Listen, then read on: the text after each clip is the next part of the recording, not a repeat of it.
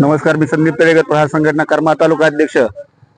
आमचे लोकनायक बच्चूभाऊ कडू हे शेतकऱ्यांसाठी जे महायुती सरकारने इलेक्शनच्या आधी जे आश्वासन दिलं होतं की आम्ही तुमचा सातबारा कोरा कोरा करू म्हणून आणि शेतकऱ्यांना 6,000 रुपये मानधन करू, यासाठी बच्चूभाऊ 8 तारखेपासून मुजरी येते, अमरावती तालुक्यातील मुजरी येते 8 तारखेपासून अन्नत्याग आंदोलनासाठी उपोषणासाठी बसले आहेत.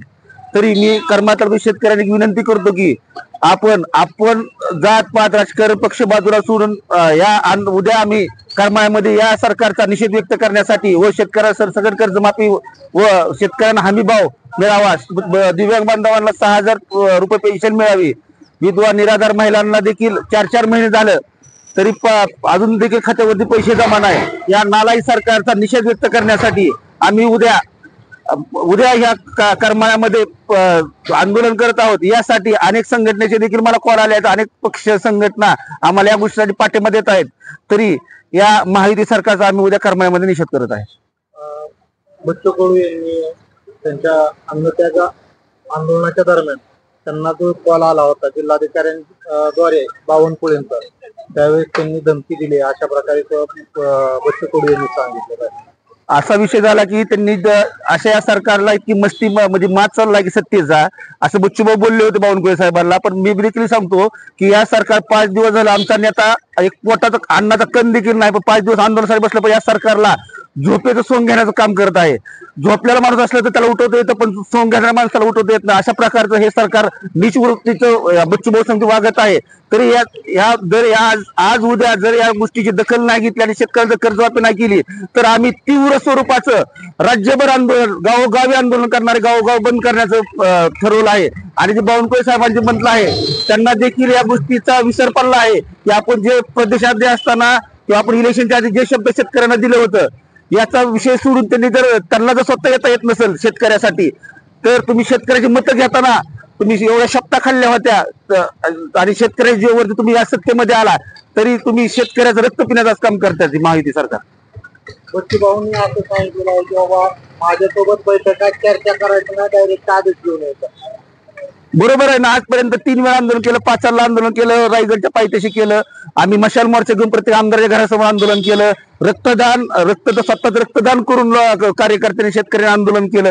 तरी देखील या सरकारला ही कुठलीही लाज लज्जा शरम राहिलेली नाही. यासाठी आता बच्चूभाऊ अन्नत्याग अंत्ययात्रा निघले तरी चालेल, पण शेवटच्या श्वासापर्यंत मी शेतकऱ्यांना लागणार आणि ही कर्जमाफी मिळवण्याचं हे केलेलं आहे.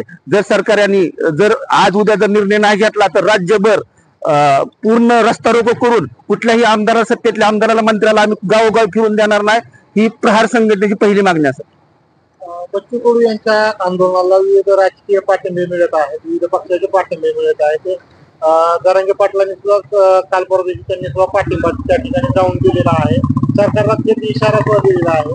परंतु जे राजकीय पक्ष किंवा संघटना त्या ठिकाणी जाऊन बच्चू कडू यांच्या आंदोलनात पाठिंबा देत आहेत, ते खरंच प्रहारच्या आंदोलनामध्ये सहभागी होतील का, सक्रिय होतील काय वाटतं? 100% होतील. कारण प्रत्येकाचा बाप हा शेतकरी आहे. की प्रत्येक चळवळीत जे आज पाठिंबा दिला आहे, जे पक्ष राजकारणी जे विरोधी पक्षातले आहेत, हे फक्त त्यांचे वडील शेतकरी आहेत, आपला बाप शेतकरी आहे, त्यांना प्रत्येकाला जाणीव असल्यामध्ये पाठिंबा देत आहेत. आणि मनोज जरांगे पाटील देखील जरी मराठा समाजात लढत असेल तर ती 12 बलुतेदारांचं देखील नेतृत्व करणारे आहे. फक्त मराठा समाज तरी बाजू मांडली, पण ते शेतकऱ्यांचे पुत्र आहेत आणि शेतकऱ्यांच्या मुलाला आरक्षण मिळालं पाहिजे, त्यांची भूमिका होती. शेतकऱ्यांना कर्जमाफी देखील मिळाली पाहिजे. हे बच्चू अन्नत्याग आंदोलन काय असते, बच्चू जरांगे पाटलाला जाणीव या गोष्टीसाठी. अनेक 100 संघटना असतील, चळवळीला तुपकर साहेब असतील, संभाजी महाराज असतील, राजू शेट्टी साहेब असतील, यांनी चळवळीत काम केलंय. शेतकऱ्याच्या भावना माहिती. आज उसाल्या पारपी भेटत ना आपल्या भागामध्ये, आज आपल्याला उसाचं बिल मागासाठी आंदोलन करावं लागतं. आज कांद्याला भाव भेटत नाही, केळीचे काय प्रश्न आहेत, द्राक्षाचे प्रश्न आहेत, अनेक प्रश्न शेतकऱ्यांसमोर आहे. आणि तुम्ही आश्वासन दिलेलं आहे, आम्ही काय स्वतःची वैयक्तिक मागणी मांडत नाही सरकारकडे की आम्हाला कर्जमाफी द्या किंवा आम्हाला हमी भाव द्या. तुम्ही दिलेले शब्द येतात, तुम्ही दिलेले शब्द पुढे पाळा म्हणतो आम्ही काय वैयक्तिक कर्जमाफी वगैरे काय मागितलेलं नाही तुम्हाला. तुम्ही जी शेतकऱ्यांना आश्वासन दिलं तर ती आश्वासन पूर्ण करा. उद्या किती वाजता आंदोलन होणार आहे आणि कुठे होणार आहे?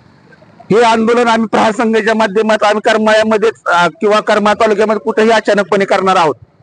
आणि फक्त शेतकऱ्यांना माझ्याशी कॉन्टॅक्ट करायचं, मी शेतकऱ्यांना प्रत्येकाला कॉल झाले आहेत की आम्ही अचानकपणे तीव्र पद्धतीने आंदोलन करणार आहोत.